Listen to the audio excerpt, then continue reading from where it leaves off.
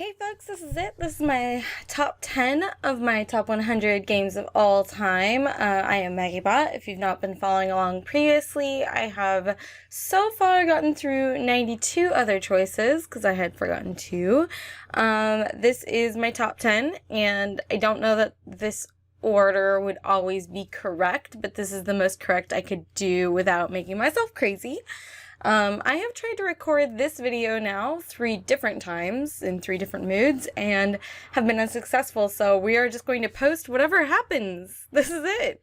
So let's begin.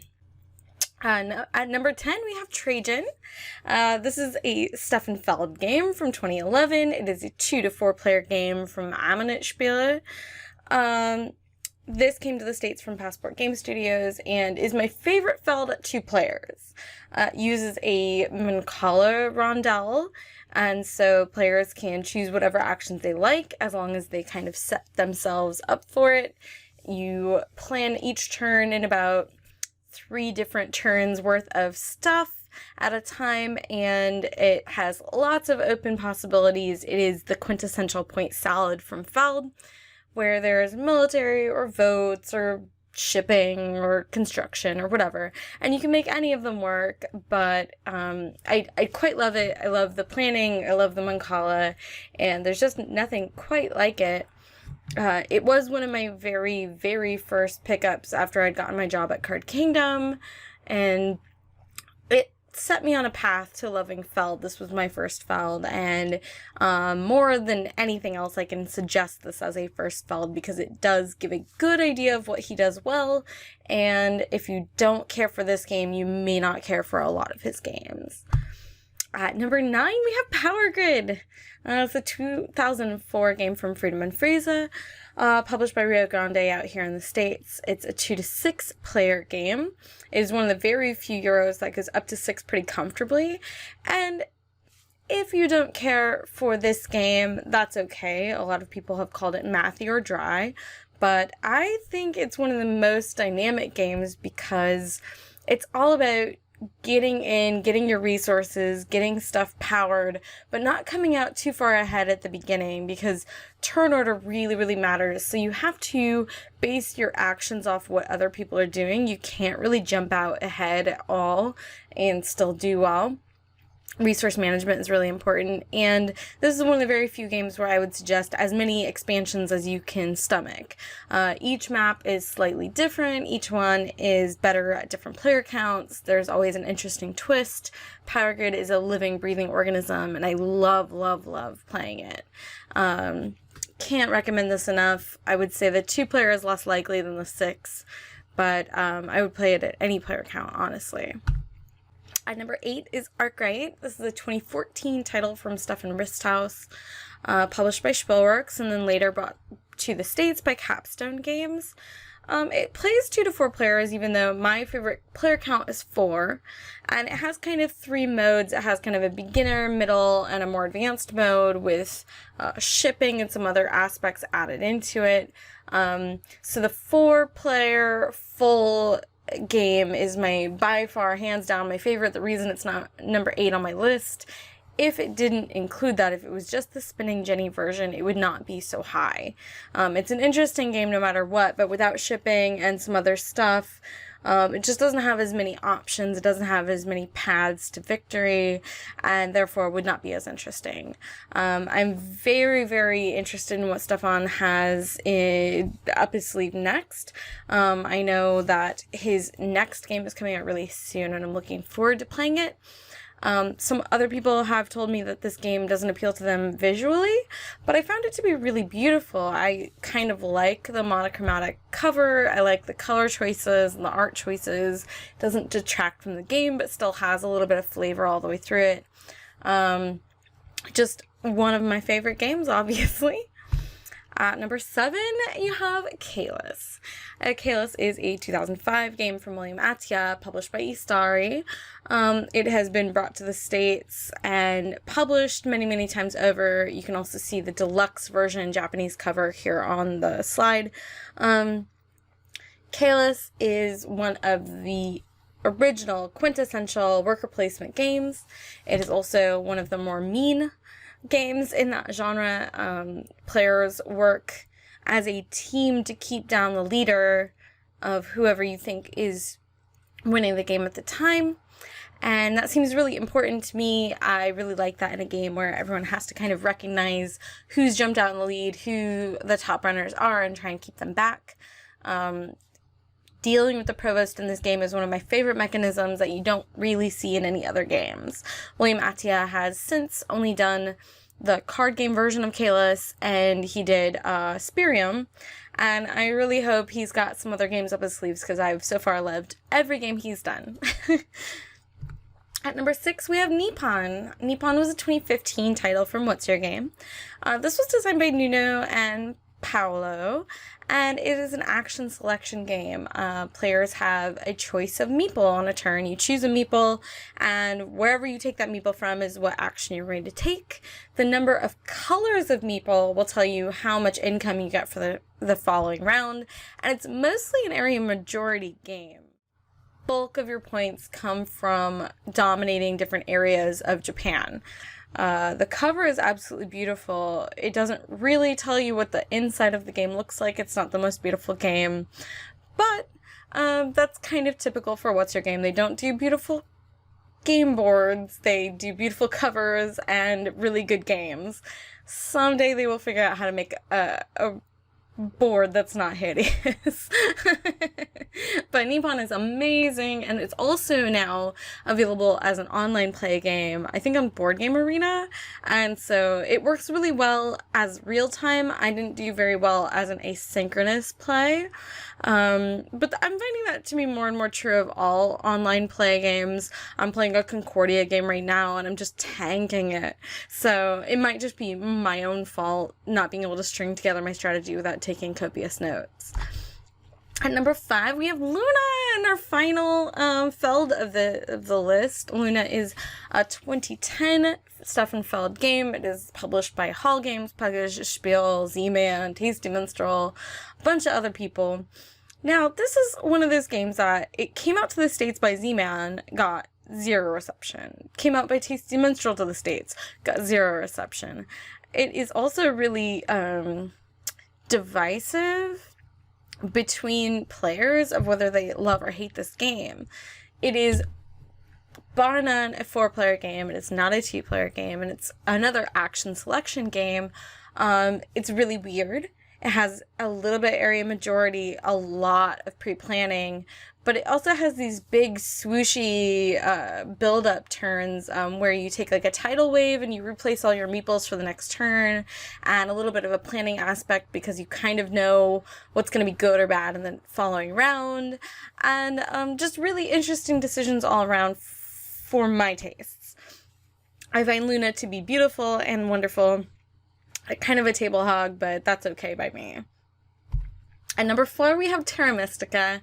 And Terra Mystica is, if I didn't have a cribbage board, it's the game I would take to a desert island. I could play this game ad nauseum and never be sick of it. It plays 2 to 5 players at all player counts. The base box has 14 races, of which I think 12 are playable. And it's just sitting fun. The game makers are not well known to me, and they haven't done a lot of games, but they just came out of the gate with this game. Everyone has a slight asymmetric property to their race, and you all want to kind of complete the same type of strategy, but you have to do it in your own way. So maybe you have benefits on the cult track, or you have benefits in this type of building, and so you have to carve out your own space on the board and complete that objective. However, this is where the kind of beauty of this game comes into play, is that you are incentivized heavily to build near other players to get power, to get discounts on trading houses, and that power manipulation in this game is by far hands down the most interesting aspect of the game.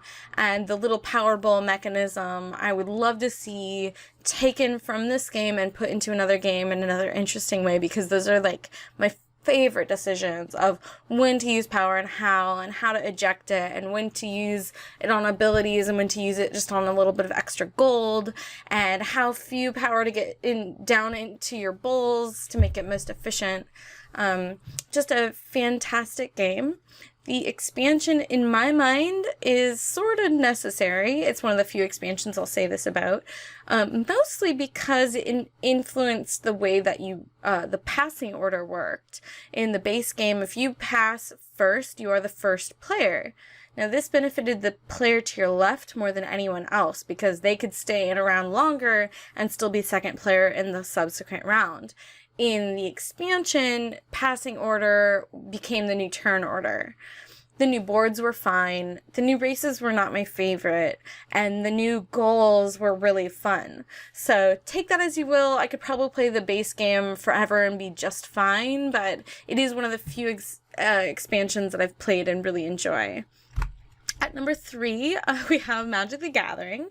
I actually got a little paranoid. I had done a previous take of this video and Magic came up, and I was really worried I had told people that this wouldn't be in my top 100 because I know Magic is kind of another animal, right? Like, you have a game like Terra Mystica, I can purchase it at a store, I can play it 6 times, I can go teach it to people.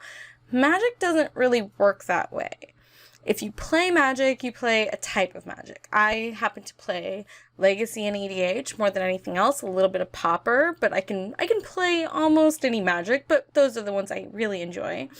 And someone who grinds standard matches or plays Modern is a very different experience to my experience with Magic the Gathering.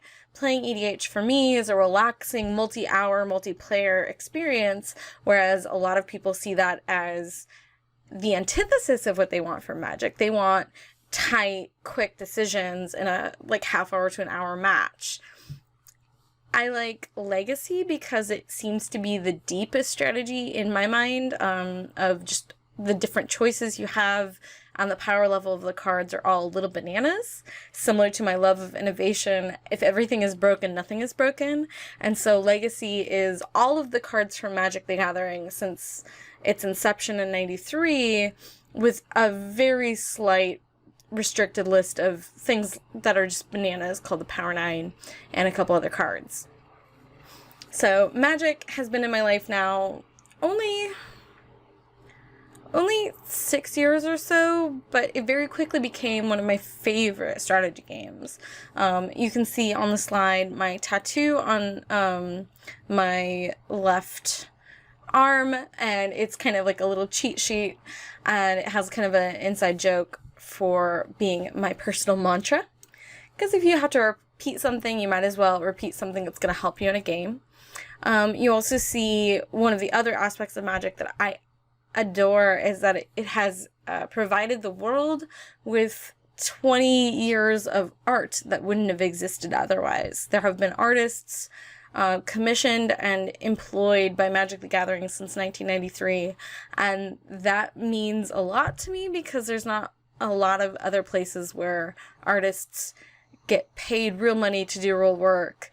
And my favorite artist from all of Magic the Gathering is named Chippy, and he's kind of a recluse, but he makes these otherworldly, lovely arts, and he makes my favorite swamp, so I put that up on the title as well. I could do a whole 20 minutes about Magic the Gathering, but I will continue on. Just know that, yes, the buy-in of Magic can be high depending on what you'd like to do with it, but the payoff is bigger than you think it will be. So that's my take on all of Magic. Number 2 is Kanban Automotive Revolution. It's a 2014 title from Vitalis Cerda and published by Stronghold Games. Kanban will very soon have a deluxe version coming out. This, for one reason or another, is just one of my favorite games. It's sort of worker placement, more action selection, which I guess is my preferred thing because I've had so many of them in my top 10. Players are racing to innovate and build cars and show off to their boss, Sandra, who, Sandra is also, I believe, Vital's wife's name. She's going to walk department to department, checking out your work and punishing those who are not doing their fair share. And this game, if you're just looking at it for the first time and you're just kind of staring at the board, it's overwhelming. There's a lot of colors, there's a lot of pieces, there's a lot of things. But the simple elegance of moving one worker back and forth over the board until the end of the game is so interesting and fun to me. The timing aspect of trying to make sure you're getting to the right departments and how you're getting there and what pieces you can take and what you can do to get in other people's way is so interesting to me. This game is a lot of fun. It can be shorter than people, I think, assume. It's about 90 minutes to 120 minutes once you know it pretty well. And the teach, after a while, you can get down to about 20 minutes. So for a heavy game, it is on the more simple side. And it just proves to me over and over to be so genius that I quite love it. It doesn't always have the best response from players that I teach it to, but those who love it a whole darn lot. And last but not least, number 1, it's still Dominant Species. Dominant Species is a 2010 title from Chad Jensen and GMT Games. It plays on the box, it says 2 to 6 players, but I really prefer it at 6. I like the full complement of players. If I don't have 6, 4 or 5 will do, but I would never play it below that. So what is it about Dominant Species that makes it my favorite game of all time? Well, in the best and worst way, it is a good proof of concept for people I like playing games with. It is asymmetric. Each player has slightly different player powers than everyone else, but everyone has the same goal, to dominate the most spaces by the end of the game. There are a lot of random elements, but they're presented in a very mitigated way. So at the end of each round, if you dominate spaces, you're going to earn cards.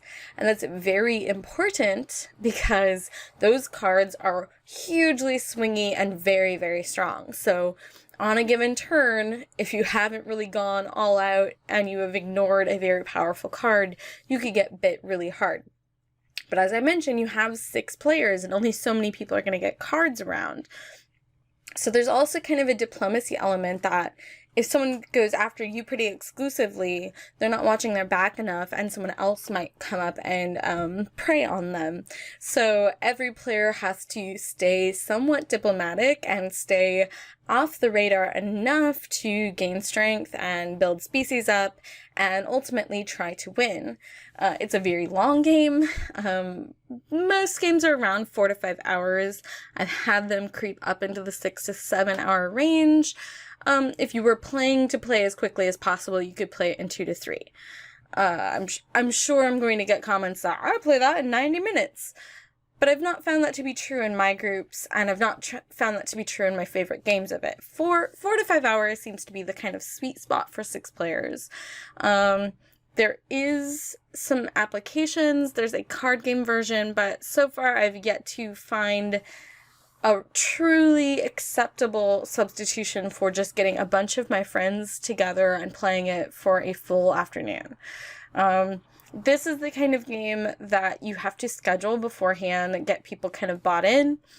But for me, I'd rather play one game of this than play 4 other lesser games. This was a game I picked up when it first came out, thinking that it sounded sort of interesting. And as I learned more games, because it was very early on, I would play other games and I would be comparing them to this experience I'd had of playing Dominant Species, and nothing else was really holding up to that comparison. And eventually I just realized that maybe this was just my favorite game and I shouldn't hold everything up to such a high standard. Chad Jensen has made other games. He was responsible for Combat Commander, and he did a game called Urban Sprawl. But so far, this is the only one of his games that has really hooked me. But it is by far my favorite game. It is actually, if you can see, I don't know if you can see on here, but the color pattern of my tattoo is the original colors of the cubes in Dominant Species. I do love it just that much. I don't want to call out to everyone and play it with everyone, but I will play this with most of my friends. Give me a good Saturday or Sunday of Dominant Species, and I'm probably a pretty happy girl. Alright, I guess that's it. Thank you for watching my top 100 games of all time. If you are a supporter or a friend, or you have followed me here or on Twitter, or even supported me through Patreon, you are amazing and I love you. It's because of those types of support that I'm able to continue doing content, and as far as I know, people want me to continue to do that, so that's great. This has been quite a larger project than I thought, and this last video was the hardest one of all. Oh my god, because talking about your favorites and trying to make sure that they feel like they're in the right order is really important, and it was really hard. So I'm glad you guys followed me this far. If you are subscribed, thank you. If you are not, please consider subscribing now. I will have more content in the future. If not, then cool, that's alright too. But cheers to you all. Thank you so much for everything you do and everything that you help me with. I love you all, and I'll see you next time. Bye!